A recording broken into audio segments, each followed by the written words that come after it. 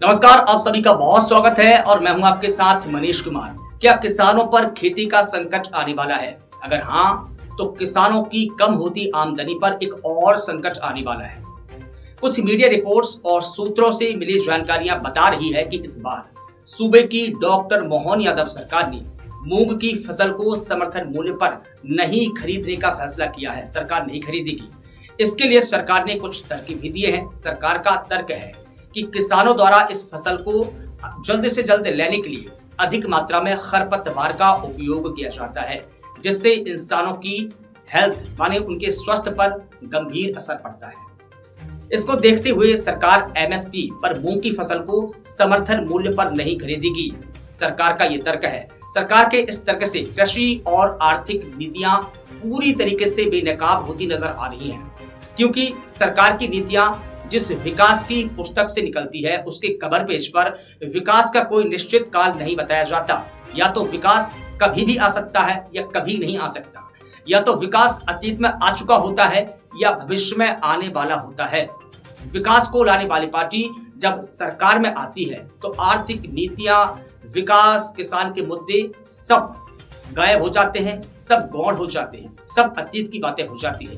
लेकिन जब विपक्ष में इसी पार्टी होती है तो खेती किसानी की गंभीर अवस्था पर विचार विमर्श किया जाता है, किसानों के मुद्दे पर डिबेट होती है, बहसें होती है। अब सवाल यह है कि क्या वाकई सरकार ने खरपतवार के कारण मूंग की फसल नहीं खरीदी या इसके पीछे कोई और वजह हो सकती है। वजह जो भी हो, लेकिन किसानों को ही नुकसान होने वाला है। जबकि किसान हर फसल में खरपतवार का उपयोग करते हैं, तो इस लिहाज से अगर देखा जाए तो सरकार को कोई भी फसल एमएसपी पर नहीं खरीदनी चाहिए। पिछले साल का अगर हम डेटा देखें तो पिछले साल का डेटा ये बताता है कि 8,558 रुपए प्रति क्विंटल के हिसाब से सरकार ने मूंग की फसल खरीदी थी। लेकिन इस बार वही मूंग की फसल, वही मूंग प्रति क्विंटल के हिसाब से 6 से 7 हजार प्रति क्विंटल के हिसाब से बिक रही है।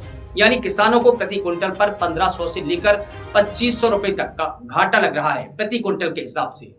और मध्य प्रदेश का अगर और डेटा देखें, मध्य प्रदेश में लगभग 12 लाख टन हेक्टेयर में मूंग की खेती होती है। ये कोई छोटा आंकड़ा नहीं है, ये बहुत बड़ा आंकड़ा है। औसतन 120 मीट्रिक टन उत्पादन होता है। इस नुकसान से लाखों किसानों की आय पर सीधा असर पड़ेगा। उनकी जो आर्थिक स्थिति है वो और डैमेज होगी और भी कमजोर होगी।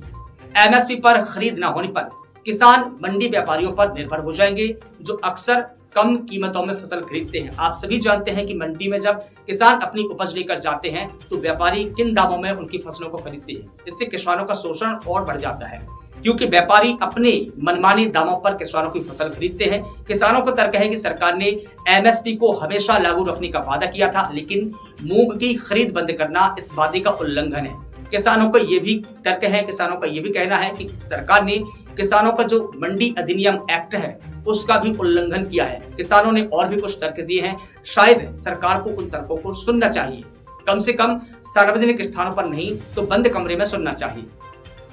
मध्य प्रदेश में एमएसपी पर मूंग की खरीद न करने का निर्णय किसानों के लिए आर्थिक नुकसान, बाजार पर निर्भरता और असंतोष का कारण बन सकता है। किसानों का तर्क है कि एमएसपी की गारंटी उनकी आजीविका और कृषि विविधता के लिए आवश्यक है और सरकार का यह फैसला किसानों के साथ अन्याय है।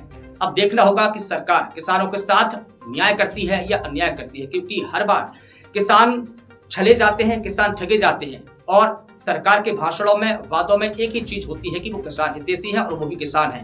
अगर वाकई सरकार में बैठे जो नुमाइंदे हैं वो किसान के बेटे हैं और वो खुद किसान हैं, तो वो किसानों का दर्द समझें और मूंग की फसल को एमएसपी पर ही खरीदें, ताकि किसानों की स्थिति और कमजोर ना हो।